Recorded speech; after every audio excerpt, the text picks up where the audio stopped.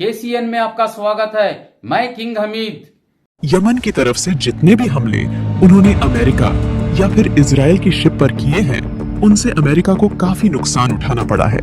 लेकिन अमेरिका हर बार यही बोलता रहा है कि हमने यमन के हमलों को हवा में ही रोक दिया था।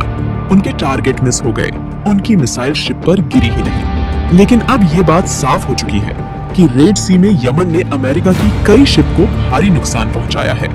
ग्रीस ने भी रेड सी में यमन के खिलाफ अपनी एक नेवल वॉरशिप भेजने का ऐलान किया और ग्रीस ने अपनी वॉरशिप रेड सी में इसलिए भेजने का फैसला किया ताकि अमेरिका के साथ मिलकर वो यमन का मुकाबला कर सके, हुतियों के हमलों को रोक सके।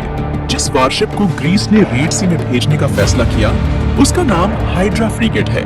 लेकिन जैसे ही इस बात को कंफर्म किया गया कि ये शिप अब रेड सी में यमन के खिलाफ लड़ने जाएगा, तो उस शिप पर जो 17 क्रू मेंबर काम करते थे उन्होंने तुरंत अपना इस्तीफा ही दे दिया। 17 के 17 हाइड्रा फ्रिगेट शिप पर काम करने वाले क्रू मेंबर्स ने अपना इस्तीफा दे दिया। ये लोग यमन के खिलाफ हुतियों के खिलाफ लड़ने से इतना डर गए कि उन्होंने रेड सी में जाने से ही इनकार कर दिया और अपना इस्तीफा दे दिया। अब ग्रीस का ये शिप पूरी तरह से खाली पड़ा है। ऐसा कोई नहीं है जो उस शिप को रेड सी में ले जाने की हिम्मत रखता हो। इतना ही नहीं, ग्रीस ने अब 30 लोगों को ढूंढना शुरू कर दिया है, जिसमें से 17 लोगों को इस शिप पर तैनात किया जाएगा। लेकिन रेड सी में जाने के डर से कोई भी आवेदन ही नहीं कर रहा। अब आप यमन की ताकत को समझ ही सकते हैं। यमन को जिसे बड़े बड़े देश एक कमजोर और गरीब देश मानते थे, अब उसी ने रेड सी में सुपर पावर कंट्री को पीछे हटने पर मजबूर कर दिया है। उन्हें इसी बात का डर सता रहा है कि अगर कोई हुतियों से लड़ने रेड सी में गया तो वो उसका निशाना बन सकता है। उधर ब्रिटेन के 2 शिप हुतियों को रोकने के लिए बर्थिंग कर रहे थे। बर्थिंग उस प्रोसेस को कहा जाता है जब जहाज को कहीं रोकना होता है या उसे ठहराना होता है, तो उसे एक एंकर से बांध दिया जाता है और इसी चीज को बर्थिंग कहा जाता है। तो जब बहरीन की एक पोर्ट पर ब्रिटेन के 2 शिप बर्थिंग कर रहे थे, तब वो आपस में ही टकरा गए, जिसके बाद लोगों ने ये कहा कि उनके शिप तो आपस में ही टकरा रहे हैं, तो ये रेड सी में यमन का मुकाबला क्या करेंगे। इसराइल ने अब हिजबुल्लाह को लेकर ये कहा है कि अगर हिजबुल्लाह से हमारा समझौता नहीं होता है तो हम उस पर भी हमला करना शुरू कर देंगे। अब इसराइल सीधा तो उस पर हमला नहीं कर सकता, इसीलिए हो सकता है वो अपना निशाना लेबनान की राजधानी बैरूत को बनाए, क्योंकि जब यमन पर अमेरिका और ब्रिटेन ने मिलकर हमला किया था तो उन्होंने यमन की राजधानी सना को अपना निशाना बनाया था। यमन के स्पोक पर्सन ही आया सरी का एक बड़ा बयान आया है, जिसमें उन्होंने कहा कि हमने बहुत सारी एंटी बैलिस्टिक मिसाइल से इजराइल की एलीट बोट को अपना निशाना बनाया है। हुतियों ने इस बात को अब साफ कर दिया है कि अब हुती सिर्फ रेड सी में ही नहीं बल्कि इजराइल की जमीन पर, उसके पोर्ट पर, उसके सैन्य ठिकानों पर भी हमला करेंगे। कुछ दिन पहले ही हुतियों ने कहा था, हमारे पास हथियारों की कोई कमी नहीं और हमारे पास ऐसी मिसाइल और ड्रोनें मौजूद है जो 1000 किलोमीटर दूर से भी दुश्मन के ठिकानों को मिट्टी में मिला सकते हैं। और हुतियों ने अब अपना वादा समुद्र के अलावा इजराइल के खिलाफ जमीनी स्तर पर भी युद्ध करना शुरू कर दिया है। पिछले 3 महीनों में यमन के हुती विद्रोहियों ने इजराइल के कार्गो शिप को इतना ज्यादा नुकसान पहुंचाया है कि अब इजराइल खुद रेड सी में अपने जहाज नहीं भेज रहा। यहाँ तक कि फ्रांस की एक बड़ी शिपिंग कंपनी भी अपने जहाजों को इजराइल भेजने से रोक रही है। इसी वजह से हुती विद्रोही अब समंदर के अलावा एंटी बैलिस्टिक मिसाइल से इजराइल की जरूरी जगह पर अपना निशाना साध रहे हैं।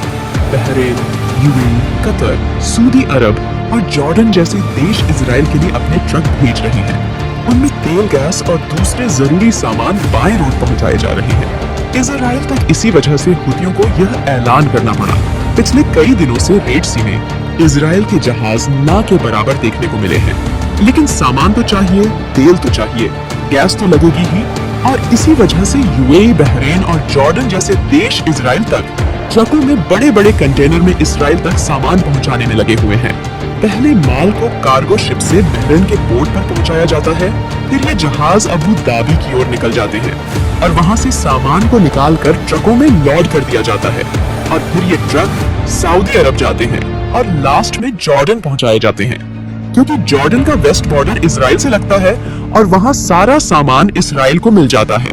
लेकिन अब यमन के हुती विद्रोही इजराइल को जमीनी स्तर पर भी चुनौती देने के लिए उतर चुके हैं। ग्लोबल शिपिंग इंडस्ट्री में इस समय भारी उथल-पुथल मची हुई है। जो शिप पहले कम खर्चे में माल पहुंचा देते थे, जिनका इंश्योरेंस कम फीस में हो जाता था, अब उन्हें 3 गुना ज्यादा पैसे खर्च करने पड़ रहे हैं। इजराइल की अगर बात करें तो इजराइल ने जिन शिप के साथ कॉन्ट्रैक्ट किया है, जिन कंपनी ने अपना पैसा लगा रखा है, उन सभी शिपिंग कंपनीज की हालत तो ये तक हो चुकी है कि एक भी शिप कंपनी अपने किसी भी जहाज को रेड सी में भेज ही नहीं रही। अटलांटिक काउंसिल ने इस पूरी ट्रेड पर एक रिपोर्ट तैयार करी है, जिसमें बताया गया कि हुथियों के चलते ग्लोबल ट्रेड पर काफी प्रभाव पड़ा है।